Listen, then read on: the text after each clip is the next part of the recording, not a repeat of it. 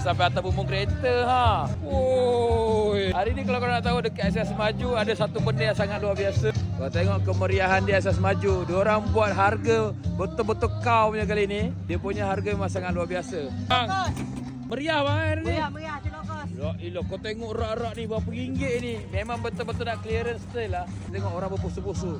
Ini semua ni ada dekat SS Maju. Hari ni start 28 hari bulan sampai habis. Kak, depa banyak. Ya Allah, burung. Dalam mana lagi? Ya Allah, ini macam betul-betul burung ah. Luar biasa ah. Tengok kemeriahan ni. Ini orang lepas raya, sadar santai, SS Maju lepas raya masih lagi bantai ah. Tahniah. Tapi apa-apa pun, orang kena datang ke SS Maju di tapak MS Pek Raja. Masih ada lagi barang-barang lagi. Lelong-lelongnya ni, harga pun memang murah-murah betul. Meriah ni nampak. Oh. Hai, ni Big Boss. Tahniah Big Boss. Alhamdulillah. Lain macam Big Boss eh. Lain macam. Ada lagi, masih ada lagi barang. Kau tengok eh.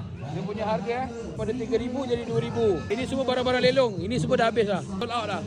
Betul-betul kau yang kali ni ya. Dekat SS Maju ni dia bukan ada saja barang-barang yang terpakai, dia ada juga barang-barang yang baru. Contohnya ni.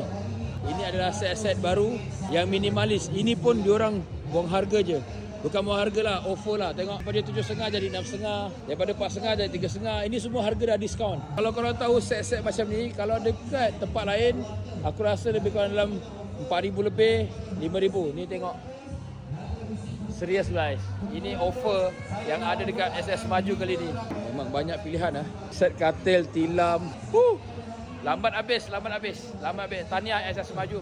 Marem.